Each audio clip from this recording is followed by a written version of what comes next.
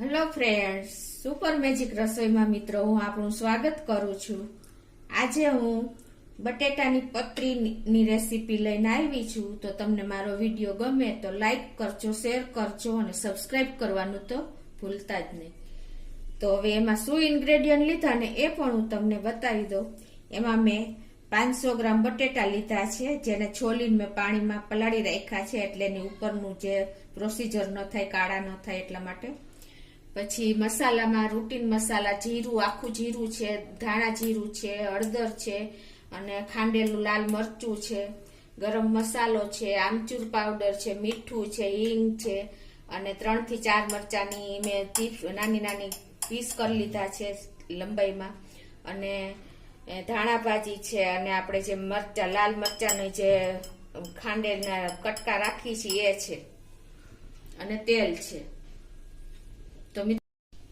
તો મિત્રો, જો આપણે કોઈ શાક ન હોય અને તમને ઓચિંતાની ભૂખ લાગે તો તમે સાઈડ ડીશ તરીકે આ બટેટાની પતરી કરીને ખાઈ શકો છો। અને આપણે સવારમાં ઉતાવળ હોય, ટિફિન ભરવું હોય, બાળકોના ટિફિન તૈયાર કરવા હોય તો ઇન્સ્ટન્ટ તમને કાંઈ ઓપ્શન ન હોય ને ત્યારે તમે ઝટપટ આ બટેટાની પતરી કરીને તમે ટિફિન બોક્સ તૈયાર કરી શકો છો।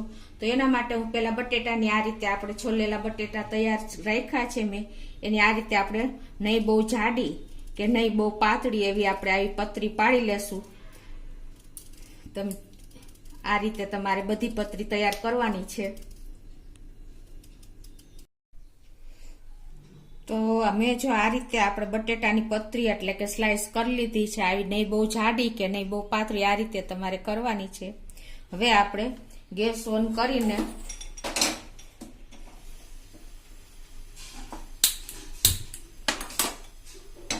પાંચ ટેબલ સ્પૂન જેવું આપણે, તમારી પાસે જો સરસવનું એટલે કે રાયનું તેલ હોય તો ચાલે ને કોઈ પણ તેલ ચાલે, પણ હું અત્યારે સરસવના તેલમાં એકદમ ક્રિસ્પી થાય છે અને ટેસ્ટ પણ સરસ આવે છે।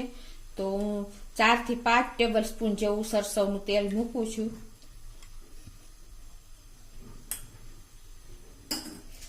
તેલ ગરમ થવા દેશું મિત્રો આપણે। અને આને આપણે પાણીમાં પલાળવાનું કારણ એ છે કે એમાં જે ચીકાશ હોય અને જે ઉપર ચીકાશ અને જે છાર હોય એ નીકળી જાય, એટલે આપણે પાણીમાં રાખવાની છે। તેલ ગરમ થાય એટલે આપણે 1 ચમચી જીરું નાખી દેશું, 1 ટીસ્પૂન જેવું, અને થોડી એવી આપણે હિંગ નાખી દેશું। હવે એમાં જે આપણે આ બટેટાની પતરી પાડી છે એ નાખી દેશું।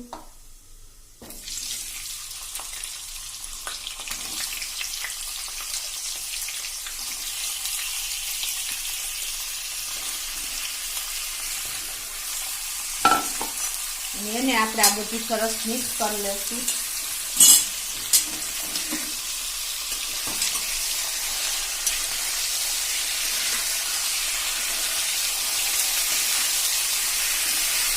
ગેસની ફ્લેમ મિત્રો ફૂલ જ રાખવાની છે આપણે,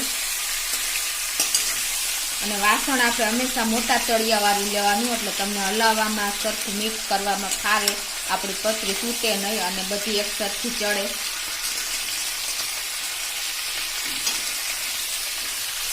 હવે આને ફૂલ ફ્લેમ ઉપર જ આપણે 2 થી 3 મિનિટ આપણે ઢાંકીને થવા દેશું। 2 થી 3 મિનિટ થઈ ગઈ છે, આપણે આલુ નહીં થાય ને, તો હવે આપણે ચેક કરી લઈએ। તો આ રીતે હવે જો આપણે એને ઉલટાવી નાખવાના છે। ગેસની ફ્લેમ ફૂલ હતી એટલે આપણે નીચેના જે તળિયે હોય એ આલુ એકદમ સરસ ગોલ્ડન જેવી બોર્ડર થઈ ગઈ છે, તમે જોઈ શકો છો। આ રીતે એને તમારે હળવા હાથે આપણે ચમચો એવો થોડોક ધારવાળો સીધો ચમચો હોય એવો લેવાનો છે, એટલે આપણી પતરી તૂટે નહીં। આ રીતે તમારે એને ઉલટ સુલટ કરી લેવાના છે, નીચેના ઉપર આવી જાય, ઉપરના નીચે આવી જાય। હવેથી પાછા આપણે આને હવે ફૂલ ફ્લેમ ઉપર જ 2 થી 3 મિનિટ આપણે ખાવા દેશું ઢાંકીને। તો 2 થી 3 મિનિટ થઈ ગઈ છે, અને જો આપણે બીજા રાઉન્ડમાં પણ આપણે ઉલટ કર્યા પછી જોઈ લઈએ કેવી સરસ, જો એકદમ બ્રાઉન આપણે બધી પતરી થઈ ગઈ છે તૈયાર, તમે જોઈ શકો છો।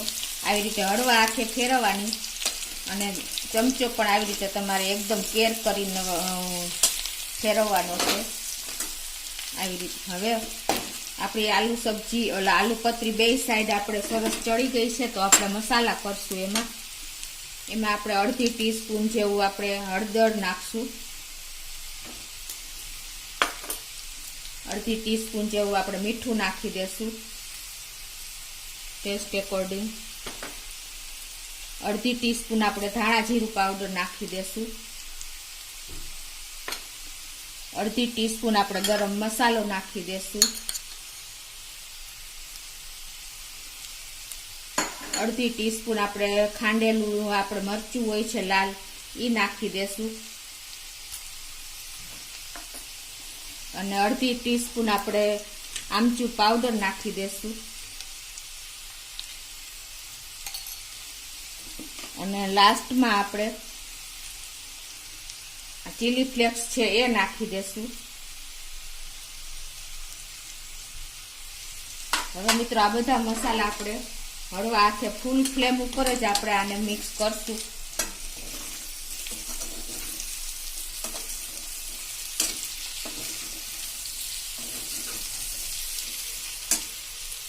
મસાલા નાખ્યા પછી આપણે થોડીક વાર શેકીને પછી લીલા મરચાંને જે કટકા કર્યા છે એ નાખી દેશું. તો આ રીતે આપણે ફૂલ ફ્લેમ ઉપર જે થોડી કચાશ બટેટાની રહી ગઈ હોય એ આપણે હલાવશું એટલે સરસ થઈ જશે મિત્રો. તમે જોઈ શકો છો.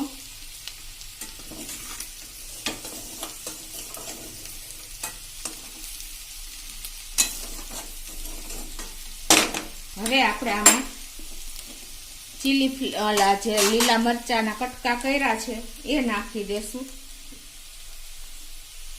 આ રીતે મેં ઊભી ચિપ્સમાં સમાર્યા છે.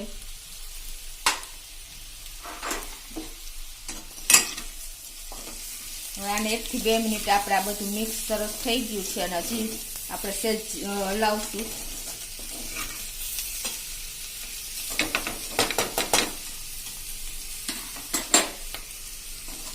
તો મિત્રો આપણી બટેટાની પતરી રેડી છે. તમે જોઈ શકો છો કલર, લુક વાઇઝ બધું એકદમ સરસ. તમારે જ્યારે સવારમાં ઉતાવળ હોય ને ત્યારે આપણે બાળકોને કાંઈ પણ ન હોય તો આ પરોઠા સાથે જ સાઈડમાં આપણે બટેટાની પતરી તૈયાર કરીને પણ આપી શકીએ છીએ.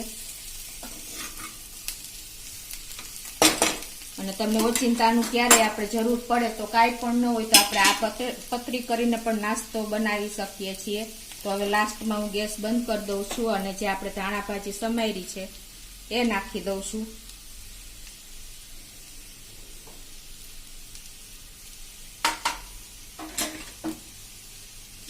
તો મિત્રો એકદમ કુરકુરી, એકદમ ક્રન્ચી આપણી બટેટાની પતરી રેડી છે. તમે જોઈ શકો છો.